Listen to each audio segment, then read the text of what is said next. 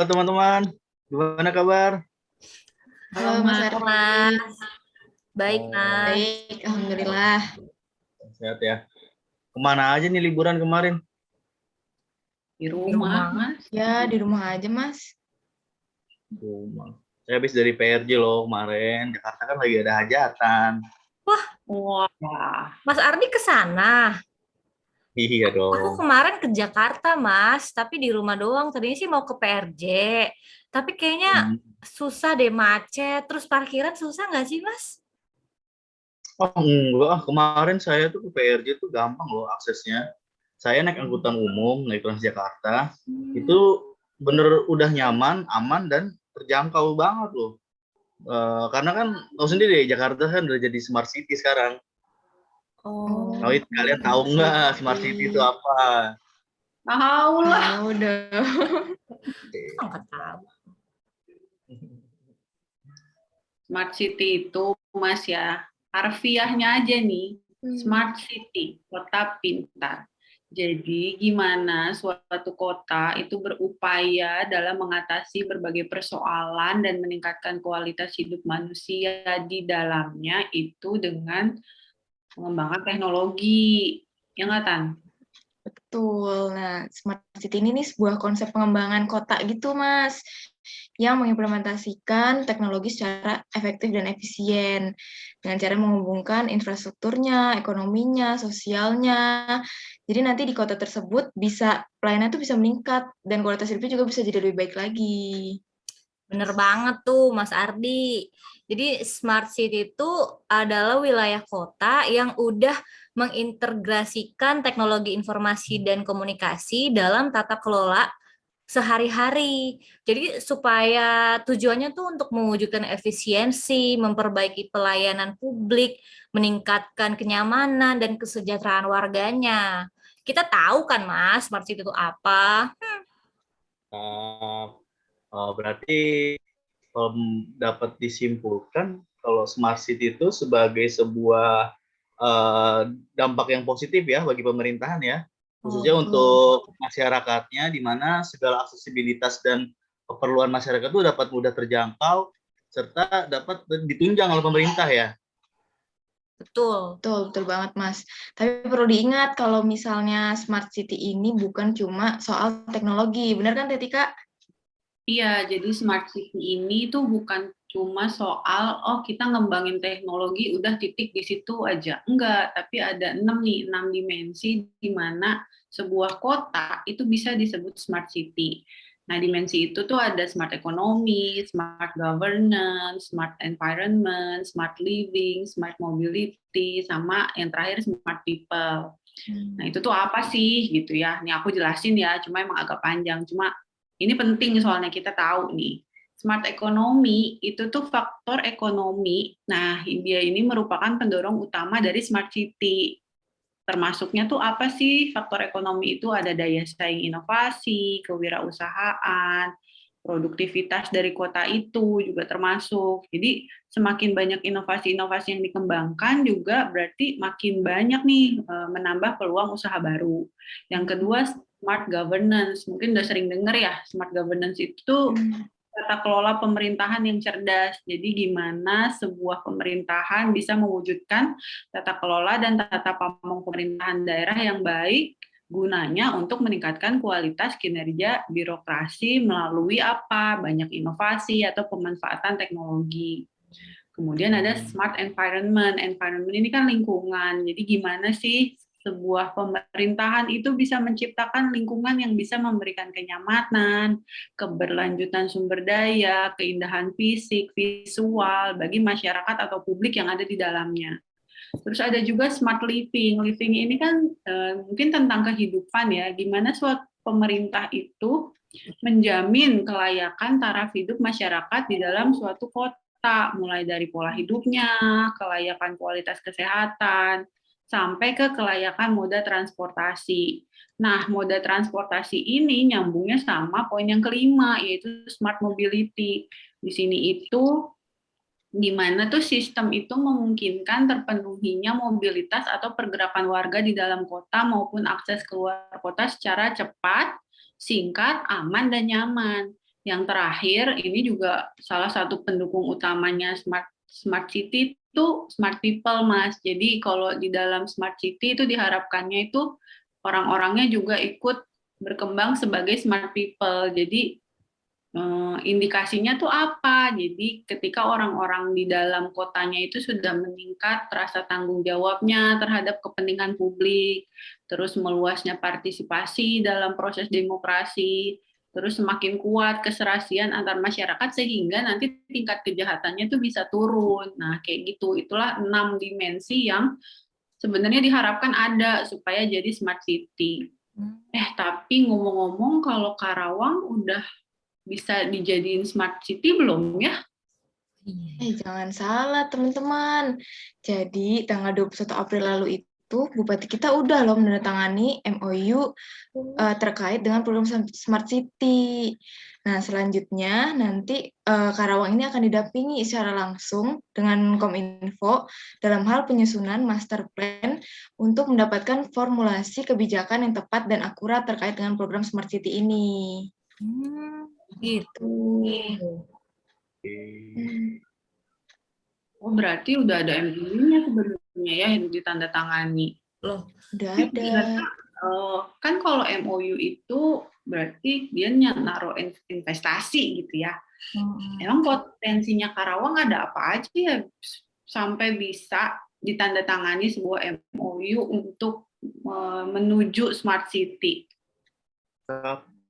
Kalau misalnya dilihat dari potensi ya, banyak loh sebenarnya potensi yang dimiliki oleh Karawang itu untuk menjadikan Karawang itu sebagai smart city. Contohnya nih ya, pertama itu letak geografis Karawang. Nah, geografis Karawang itu kan salah satu kota terbesar ketiga setelah Jakarta dan Bandung ya. Nah, begitu pusat kawasan industri juga terletak di Karawang, di mana ada lebih dari 4.000 perusahaan itu berada di Karawang yang menjadi daya tarik pekerja untuk bekerja di sana.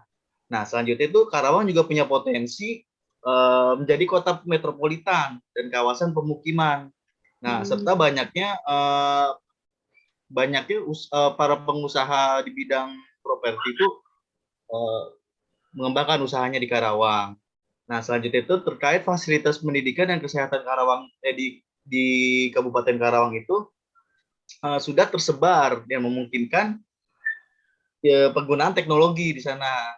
Nah, selanjutnya kalian tahu nggak Karawang itu sudah direncanakan akan dibangun stasiun kereta api cepat. Oh, yang di pinggir tol bukan sih, Mas? Ya, betul. Nah, itu salah satunya itu menjadi sebuah sebuah konsep nantinya Karawang itu menjadi kawasan TOD. Apa sih TOD?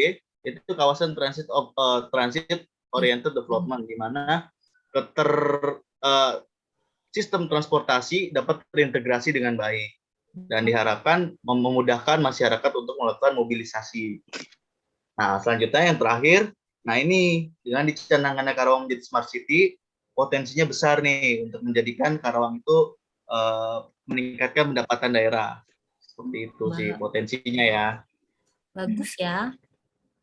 Cukup banyak sih potensinya, tapi kalau misalnya kita udah masuk nih ke program Smart City ini, tentunya kita pasti akan dihadapi dengan berbagai tantangan gitu loh, yang mungkin akan kita rasakan juga nanti gitu. Salah satunya misal pemerintah daerah biasanya tuh dia terjebak sama rutinitas, jadi dia enjoy di zona nyamannya gitu. Nah, terus selain itu kebanyakan orang itu tuh menganggap smart city itu sama kayak proyek TIK, padahal dia tuh smart city ini lebih ke pengembangan perubahan budaya kerja gitu kan. Nah, selain itu kualitas SDM khususnya di bidang teknis juga masih rendah. Terus infrastruktur TIK juga belum merata, jadi masih banyak yang belum mendapatkan internet. Nah, dan yang terakhir tuh tantangan yang besar mungkin adalah kurangnya komitmen dari pemimpin daerahnya. Nah, itu harus kita hadapi tuh. Tapi kayaknya gini deh, Teh.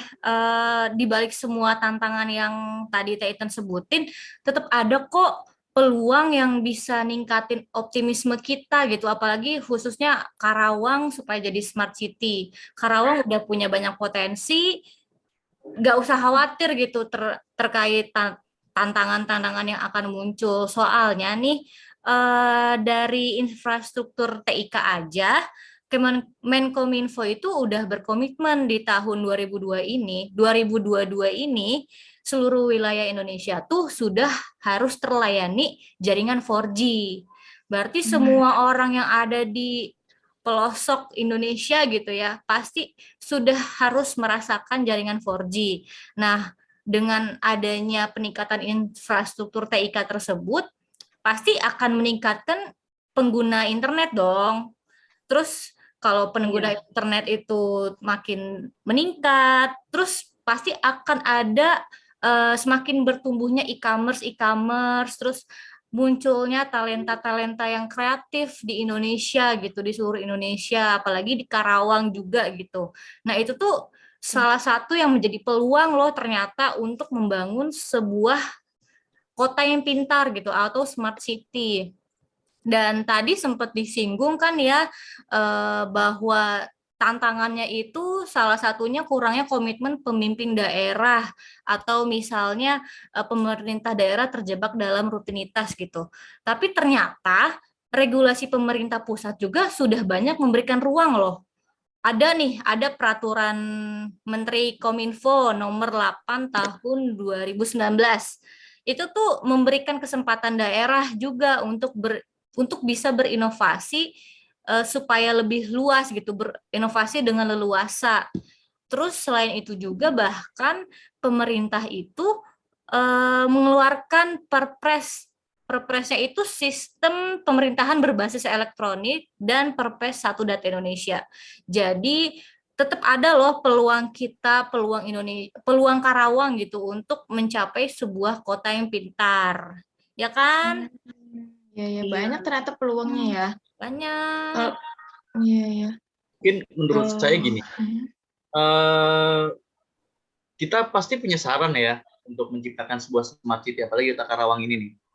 Kalau saya sih saran saya nih ya, kalau untuk menciptakan smart city di Karawang, nah ini pemerintah daerah seharusnya bisa memilih suatu tim ahli ya, tim ahli di mana tim ahli ini bekerja untuk membangun kota melalui upaya-upaya inovatif, sehingga tim ahli ini atau konsultan ini bekerja lebih fokus membentuk suatu adanya master plan, membangun sebuah smart city Karawang. Nah mungkin Tetika, barangkali punya saran Tetika?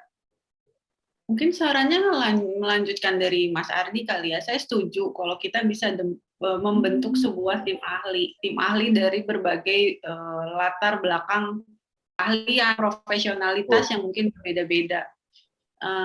Jadi memang sangat penting untuk menggalang kerjasama dengan semua pihak gitu, nggak cuma pihak-pihak internal yang ada di dalam pemerintahan, misalnya dinas-dinas atau yang sebagainya, tapi juga sangat penting untuk menggalang kerjasama dengan pihak-pihak di luar pemerintahan. Mungkin mereka adalah ahli-ahli yang bisa memberikan feedback yang baik gitu. Jadi agar si smart city-nya ini tuh ide untuk membangun smart city itu lebih berkembang secara luas, secara lebar, secara kreatif gitu, yang benar-benar mungkin kita nggak kepikiran gitu. Benar sih. Mungkin ada yang lain? Kalau dari Teh Intan gimana Teh? Ya mungkin saran terakhirnya dari ini kali ya, pemerintah daerah khususnya harus mulai mengambil langkah gitu, harus mulai berani untuk mengembangkan kebijakan-kebijakan inovatif yang dia miliki. Dan sama kayak tadi tuh bekerja sama dengan pihak-pihak lain, jadi emang harus berkolaboratif, dengan kita nggak bisa berdiri sendiri aja gitu. Jadi memang harus ada nilai kolaboratifnya. Jadi nanti tujuannya itu bisa tercapai seperti itu. Sesuai ya sama nilai dasar ASN ya. Ya. Kolaboratif. Dan tentunya kan kalau udah jadi smart city nih, kita bertahan di Karawang nih, segala akses mudah, keterjangkauan juga gampang ya kan. Ya semoga kita dukung ya, kita dukung kebijakan dari Kabupaten Karawang untuk menjadikan Karawang jadi smart city ke depannya. Amin. Siap lah ya Karawang jadi smart city ya. Siap. Harus. dong. Harus siap Potensinya dong. tadi banyak. Iya. Oke. Oke, kita sudahi kali ya diskusi hari ini. Semoga kita bisa menjadi warga Karawang dan Karawang yang smart people, smart city. Amin. Semoga rencana untuk mencapai smart city bagi Karawang cepat terwujud. Amin. Kita dukung terus lah ya teman-teman. Oke, Terima kasih. terima kasih. Terima kasih banyak Oke, teman-teman. terima kasih. Nice day.